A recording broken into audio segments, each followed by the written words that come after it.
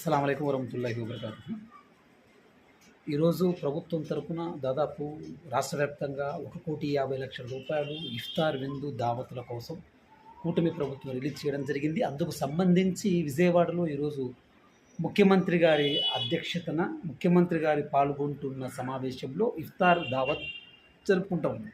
కాకపోతే దేశవ్యాప్తంగా వక్ఫ్ చట్ట సవరణ బిల్లుకు వ్యతిరేకంగా జరుగుతున్న కార్యక్రమాల్లో భాగంగా ముస్లిం పర్సనల్ లా బోర్డు అలాగే జమాయతే ఉలమాయే హింద్ కూడా మీరు మీ రాష్ట్రాల్లో ప్రభుత్వాలు ఇస్తున్నటువంటి ఇఫ్తార్ దావత్లను మీరు వ్యతిరేకించండి, నిరసన తెలపండి. తద్వారా వక్ఫ్ చట్ట సవరణ బిల్లు మీద మనం ఎంత ఆవేదనకు గురవుతున్నామో ప్రభుత్వాలకు తెలుస్తుంది, మీ నాయకులకు తెలిసే వీలుంటుందని చెప్పి వాళ్ళు మాకు సందేశం పంపించడం జరిగింది.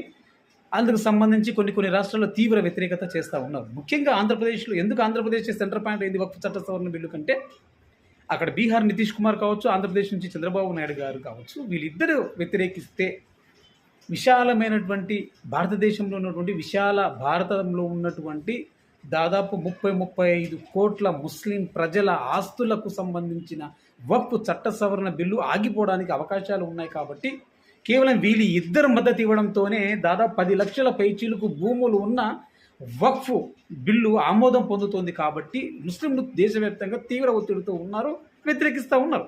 అందుకు సంబంధించి ఆంధ్రప్రదేశ్లో కూడా వ్యతిరేకిస్తూ ఉన్నారు, చాలామంది వ్యతిరేకిస్తూ ఉన్నారు. అందుకు సంబంధించి దాన్ని పక్కన పెట్టి అసలు దాని లెక్కలు కూడా తీసుకోకుండా కూటమి ప్రభుత్వం ఇఫ్తార్ దావత్ ఇస్తూ ఉంది. ఇఫ్తార్కి ఎగబడి వాళ్ళకి సంబంధించిన అనుచరులు కావచ్చు, అభిమానులు కావచ్చు, వాళ్ళకి ఓటేసిన వాళ్ళు కావచ్చు, పోవచ్చు కొంతమంది తాబేదారులు వాళ్ళకు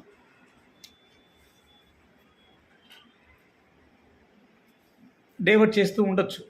ఇందుకు సంబంధించి దయచేసి ఇప్పటికైనా కేవలం మహా అయితే అందరికీ భోజనం వస్తే, అంటే అక్కడికి వచ్చిన ప్రతి ముస్లింకు కూడా భోజనం వచ్చింది దగ్గరికి అంటే బిర్యానీ రైస్, ఒక 150 రూపాయల బిర్యానీ రైస్ కోసం మీ యొక్క ఆత్మవిశ్వాసాన్ని, మీ యొక్క ఆత్మాభిమానాన్ని బలి పెట్టకూడదని మాత్రం సవినయంగా చేస్తాము. ఏం మనకు గతి లేదా? 150 రూపాయలు పుష్క తినలేమా? బిర్యానీ తినటం లేదా? ప్రతిరోజు సైకిల్కు పంచర్ వేసుకుంటే ప్రతి ముస్లిం యువకుడు కూడా ప్రతిరోజు బిర్యానీ తింటూ ఉన్నాడు, నవాబులా బతుకుతూ ఉన్నాడు.